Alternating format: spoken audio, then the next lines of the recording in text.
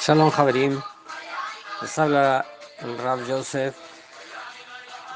Damos gracias al Santo Bendito porque estamos ya de regreso en torno a una bonita parashá y una parashá que nos va a hacer, ¿cierto?, mirarnos en un espejo y preguntar como Rab Shaul: Señor, ¿qué es lo que tú quieres que yo haga?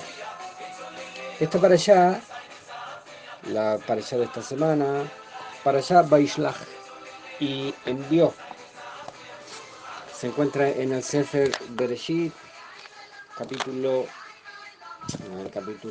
32, verso 4 al 36, verso 43. Y Vaishlach significa y envió o enviar lejos.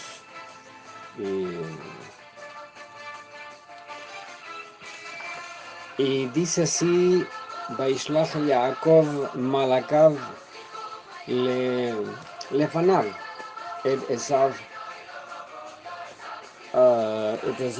Ahid. Y envió Jacob mensajeros o ángeles, la misma palabra, delante de sí a su hermano Esav. Dice Arza Zeir, a la tierra de Seir, Zade Edom, a los campos de Edom. Esto para allá, Vaishlach, enviar o enviar lejos, nos enseñan los rabinos de bendita memoria que esta palabra engloba la energía y la toma de conciencia que se necesita, que se requiere, ¿ya?, para soltar aquellas situaciones, ¿cierto?, que son negativas, ya sea algo o alguien. A menudo tenemos dificultades para despegarnos de las personas, de las situaciones, de lo que sea, de los lugares, de los malos recuerdos. Pero esta historia en particular, ¿cierto?, del Bereshit, engloba la energía, el poder, ¿cierto?, el ruach, el espíritu para soltar estas cosas, Aquí tenemos, ¿cierto?, una historia bastante interesante. Tenemos la historia del reencuentro de nuestro padre Jacob con Esaú, que básicamente representan dos mundos opuestos. Es como, ¿cierto?, como dicen muchos rabinos de bendita memoria, es hablar de blanco y negro, es hablar de luz-sombra, en realidad. No siendo Esaú la sombra, ¿cierto?, o lo malo en sí mismo, sí representa esa energía, sí representa ese poder. Amén. Entonces, y representa, ¿cierto?, representa también dos filosofías de cómo ver la vida, dos maneras de concebir, dos maneras de pensar la vida. Uno que persigue, otro que huye. Y de aquí sale, ¿cierto?, la idea del rodeaf o del verbo, ¿cierto?, perseguir.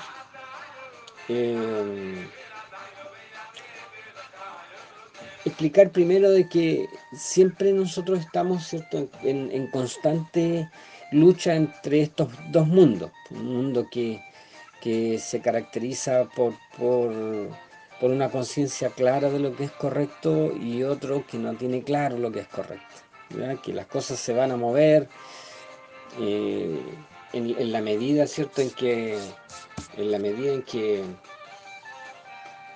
las situaciones vayan cambiando. Y tenemos, decía, esta para allá que confronta estos dos mundos, que enfrenta estos dos mundos o estas dos filosofías. Uno que hace lo posible, ¿cierto?, por huir, y el otro que hace lo posible por perseguir. El hombre, nos enseñan sabios de bendita memoria, el hombre, ¿cierto?, parte de un estado absoluto de carencia a un estado de independencia.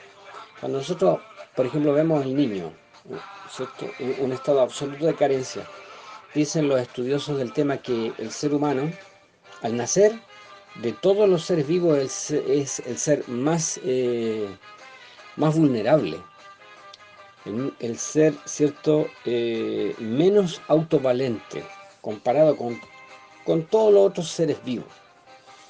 Y como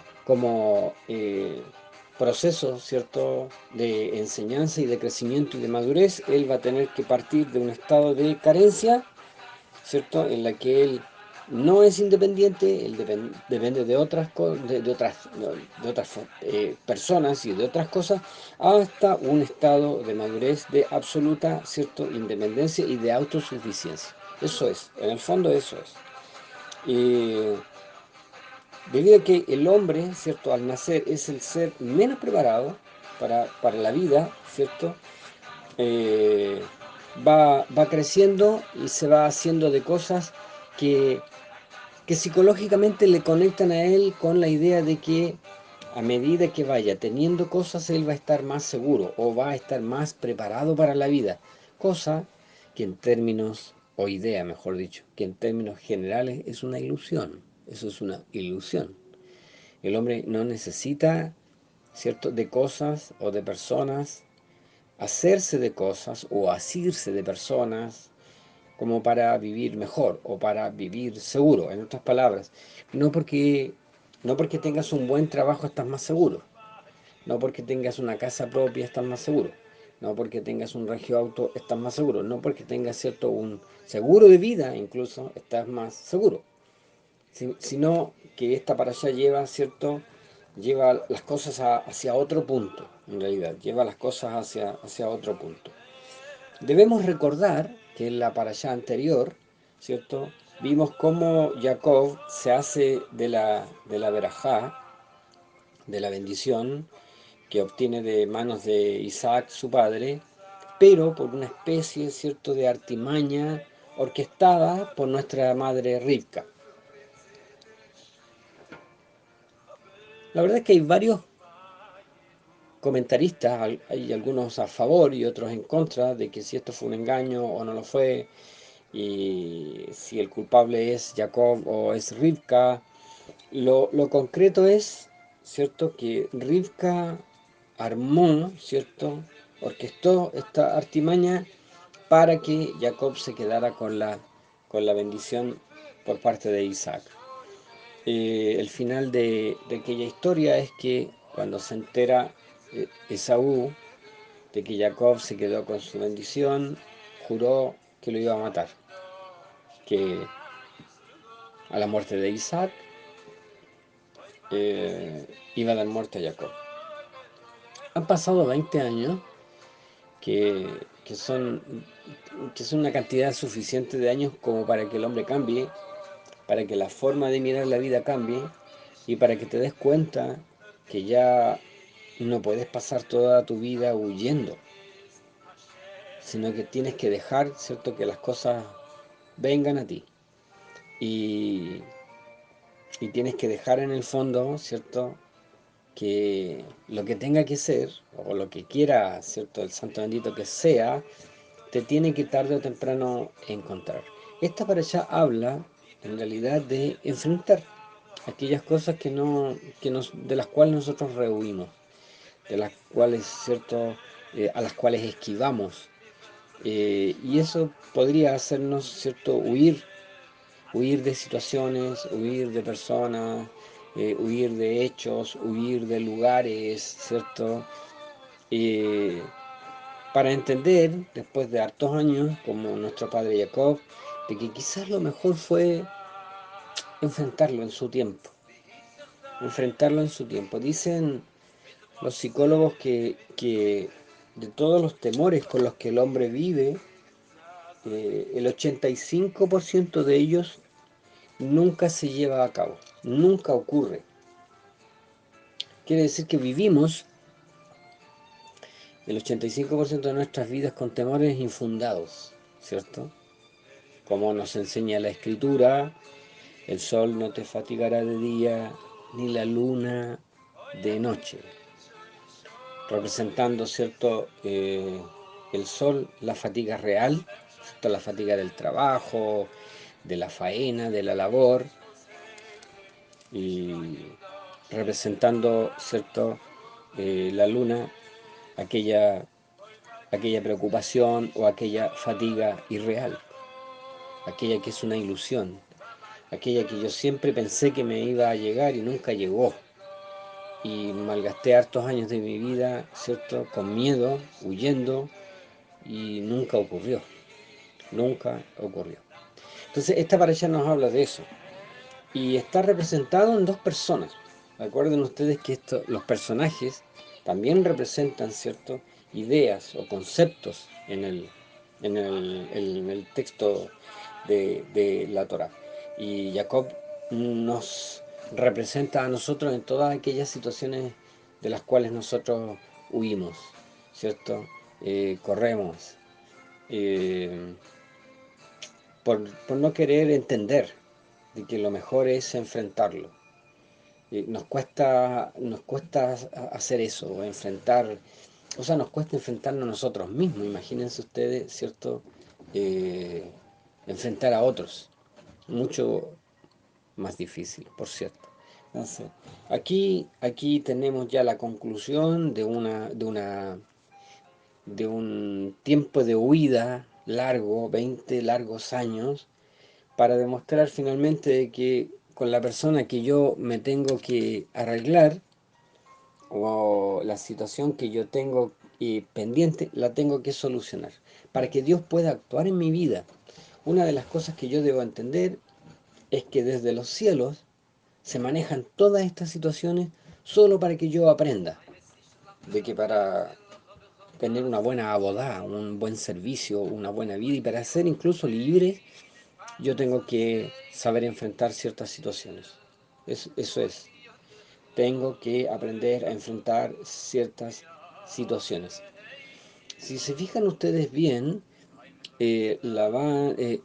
Jacob huye a la casa de Labán 20 años atrás, y claro, él era solo. De hecho, en esta para allá él dice, ¿cierto? Él describe esa situación: solo con mi báculo yo atravesé este río, y ahora vengo como señor de dos campamentos. Claro, cuando tú eres solo y cuando eres joven y cuando puedes huir, tú puedes ir al otro lado del mundo, si quieres. Pero cuando ya otros, y en el fondo es porque nadie más depende de ti, y tú vas a donde tú quieres, te ciñes y vas donde tú quieres. Pero la vida nos mete, ¿cierto? Nos introduce en situaciones en las que otros dependen de ti, otros, muchos dependen de ti, y ya tú no tienes esa libertad de huir, esa libertad de escapar, sino que el tema lo tienes que enfrentar. Ahora, ¿cómo lo hacía Jacob para huir con esa cantidad de gente? Ya no podía. Cuando era solo y soltero, huyó, y podría haber huido a varios lugares más si hubiese querido. Pero ahora, ¿cierto? Siendo la cabecera de una enorme familia y señor de dos campamentos, luego ahora ya no tiene cómo huir. Entonces ahora recién está en condiciones de enfrentar a su hermano, cuando él se da cuenta que lo mejor es enfrentarlo, y lo que sea que vaya a suceder. De hecho, él se prepara para lo peor. Como yo siempre digo, ¿cierto? Nos preparamos para lo peor. En la vida nos tenemos que preparar para lo peor, pero tenemos que siempre esperar lo mejor. Somos hombres de fe. Siempre esperamos lo mejor de parte de nuestro Dios, sabiendo que nuestro Dios jamás nos va a dejar y nunca nos va a abandonar. ¿Qué ha pasado? Aquí hay un par de cosas, ¿cierto?, que a mí me llaman la atención, y sobre ellas quiero girar en este breve comentario. Primero, el tiempo hace que todas nuestras acciones ocupen un lugar, ¿cierto? El lugar indicado. En todo aquello que nosotros hicimos, ¿cierto? Nosotros tenemos una opinión, pero después con el tiempo esta opinión empieza a ocupar su propio lugar para constituir la verdad, ¿ya? No mi verdad. ni la verdad del otro, de la contraparte, sino la verdad del Eterno. ¿A qué me refiero yo con eso? A que después de lo que él le ocurrió, de lo que le ocurrió a nuestro padre Jacob con el tema de Lea, cuando a él lo engañaron, él ahora está en condiciones de ponerse en el lugar de su hermano. Ahora él ha generado o desarrollado cierta empatía con su hermano. ¿Por qué? Porque ahora Jacob sabe lo que se siente cuando a ti te engañan. Entonces ahora puede hablar con su hermano. Porque ahora tiene la capacidad de ponerse en el lugar del otro. ¿Verdad? Eso es lo primero. Y segundo, que el tiempo reafirmó en él la idea de que lo que él hizo con su hermano respecto del tema de la verajá nunca estuvo correcto. Nunca estuvo correcto. Y en esto coincidimos todos. Y es verdad que la verajá tenía que ir por el lado de Jacob, pero los métodos usados, ¿cierto?, por nuestra madre Rivka fueron muy poco ortodoxos. Y de hecho, hay una frase que a mí me llama la atención de parte de Rivka. Ella dice, y si hay algún problema, yo lo arreglo con tu padre, Isaac. Lo cual me hace pensar de que muy probablemente Jacob le haya hecho, ¿cierto?, notar de que la situación no era del todo correcta. No era mejor de lo mejor. Estaba un poquito reñida con lo que se esperaba de él. Pero bueno, el tema sucedió como sucedió.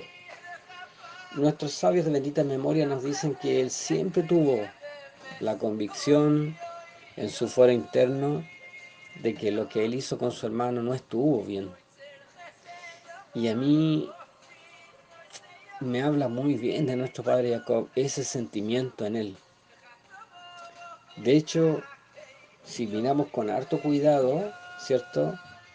Él, él, él se siente arrepentido. En el pasaje agónico que él, ¿cierto?, tiene que experimentar y vivir con este varón, ¿cierto? Que el texto, en esta parte de la Torá, el texto no aclara quién es, solo se limita a decir que luchó con un varón, ¿cierto? Eh, Él le expresa y le dice a este varón, tengo miedo, yo tengo miedo de mi hermano. Es decir, no se ve a un Jacob soberbio, ni diciendo ya aquí, no, pues yo voy a hacer valer mi punto, total la verajá era mía, qué sé yo, y todo eso, sino que hace todo lo contrario. Él agacha su cabeza, él se siente acongojado, él establece toda una estrategia para enfrentar a su hermano, y como yo dije anteriormente, esperando, ¿cierto? Esperando lo peor, o preparándose para lo peor, preparándose para lo peor. Y hay un detalle en el texto que a mí me llama la atención. Cuando yo leí, ¿cierto?, el texto en hebreo, dice, Vaishlach Yaakov Malakim lefanav, y envió Jacob ángeles delante de él, el Esav, a Esav, su hermano. Jacob mandó ángeles y se encuentran estos ángeles con que, ¿cierto?, Esav viene a su encuentro con 400 otros varones. O sea, estos ángeles no pudieron hacer nada en esta situación. Y aquí me quiero detener a hacer un pequeño comentario. Da la impresión como que el cielo se está negando a que esta situación se solucione por métodos espirituales, sino que está dejando y está preparando. De hecho, si se fijan bien, se está preparando un escenario para que dos personas, escuchen bien, dos seres humanos, dos personas de carne y hueso, dos hermanos, que en un momento se enfrentaron y que en un momento se enemistaron, tengan la capacidad de abonarse. Y eso es lo que a mí me llama la atención de esta parashá. Como que el cielo dijo, no, no vamos a intervenir en esto. Dejemos que ellos se arreglen. Dejemos que ellos se reencuentren. Hay un pasaje en el Sefer, en el Sefer Yohanan, en el libro Juan, en el capítulo 13, verso 34. Dice, mitzvah hadashah ani noten lachem, un mandamiento nuevo os doy. Ki tehabu ish et ahiv, que os améis cada uno a su hermano. Kasher ahavti etchem, como yo los he amado. Ken gam atem, así también ustedes, ish et ahiv tehabun. Cada uno amará, así también ustedes, cada uno amará a su hermano. Pero aquí dice un mandamiento nuevo. ¿Y saben qué me llama la atención? Me llama la atención que esta frase está en el contexto de los minutos y horas previas a la pasión de nuestro bendito Mashiach, al sacrificio enorme por amor a nosotros. ¿Cómo Él está preocupado de esto? Un mandamiento nuevo os doy. El pasaje que sigue después es extraordinario. En esto conocerán todos que ustedes son mis discípulos. La verdad, amados, el pueblo del Señor es uno de los pueblos más fracturados y más fraccionados que yo conozco. El más fracturado, el más fraccionado. Tenemos problemas entre nosotros, tenemos problemas entre hermanos, nos cuesta reconocernos como hermanos, pasamos mucho tiempo peleando, mucho tiempo unos huyendo, otros persiguiendo. Y hasta que no tengamos esta actitud, el decir, ¿sabe que yo tengo que ponerme en la buena con mi hermano? Para lo que Dios quiere hacer después conmigo, dejamos tantos cabos sueltos, tantos hilos sueltos, dejamos tantas ventanas abiertas que eso nos resta después autoridad para actuar, para bendecir, para enseñar. ¿Por qué? Porque siempre estamos en esta dinámica, uno que huye, otro que persigue. En vez de enfrentar, en vez de conversar, nos vamos. Preferimos, preferimos cambiarnos de colectividad para no ponerme en la buena con mi hermano. Yo prefiero, dicen muchos, no, prefiero me voy a otro lado y estoy tranquilo. ¿Estás tranquilo? Va a estar tranquilo 20 años, pero tarde o temprano, la vida, por no decir que el santo bendito, te va a poner en una situación y el único que vas a tener delante de ti va a ser a tu hermano. Si ustedes se fijan bien en las profecías, esta pugna, Jacob-Esav, llega hasta el final de los tiempos. Hasta el final de los tiempos. La última gran batalla, dicen los sabios de bendita memoria, es finalmente Esav-Jacob. Y de aquí nosotros tenemos que aprender. De aquí nosotros tenemos que aprender. ¿Se fijan? Quizás sea tiempo de pensar en eso. ¿Cuánto tiempo más yo voy a huir? ¿O cuánto tiempo más yo voy a perseguir? ¿Quién eres tú? ¿El que persigue o el que huye? ¿Se fijan? Entonces, yo creo que este es un buen tema. Y es un buen tema, yo lo dejo solo como idea, para escarbar, ¿cierto? Para meter el dedo en la llaga, por qué somos así, por lo que yo dije anteriormente. Un pueblo dividido, un pueblo fraccionado. Hasta los malos cuando se ponen de acuerdo y se unen, les va bien. Ahí ustedes tienen el caso de la Torre de Babel. Ese caso es tan fuerte, y ahí te enseña la Torah que incluso cuando los malos se ponen de acuerdo tienen poder, tanto así que el santo bendito dijo, bajemos ahora y confundamos sus lenguas. ¿Por qué? Porque están unidos construyendo esta ciudad y nada los hará desistir. Así que mejor bajamos ya y confundamos sus lenguas. Bajemos ya y confundamos sus lenguas. Y eso te enseña a ti que incluso cuando el malo se pone de acuerdo, tiene poder y le va bien. Aun cuando sea para la maldad. ¿Y por qué nosotros no podemos? Porque estamos como Jacob, preferimos huir. Uno huye, el otro persigue. Y no es lo que nos ordenó, porque esto es una orden, mitzvah hadashah, ani noten lachem. Un mandamiento nuevo os doy, y esto lo dijo nuestro amado Mashiach, que su mérito nos alcance. Quizás sea tiempo de escuchar este buen consejo, de hacerle caso a nuestro hermano mayor y de salir al encuentro, Una de las cosas que aquí marca la pauta es el miedo. y tenemos miedo al rechazo. Si yo le llamo y me rechaza, tenemos miedo al rechazo. Y era lo que le pasaba a Jacob. El final ustedes lo conocen. Corre uno al encuentro del otro, lo abraza y lo besa y llora, ¿cierto?, sobre su hombro. Quizá ahí se recibió un poquito de ayuda del cielo. Si eso fue así, entonces quiere decir que todo el cielo estaba mirando a ver cómo se arreglan estos hermanos. Quizás sea tiempo de pensar en eso. ¿Cómo me arreglo con mi hermano? Dejar el miedo de lado. A lo mejor él también está esperando que yo salga a su encuentro y yo no quiero hacerlo por miedo. A lo mejor lo que él quiere es besarme con un beso santo y echarse a llorar sobre mi hombro. Que el Eterno nos bendiga. Shabbat Shalom.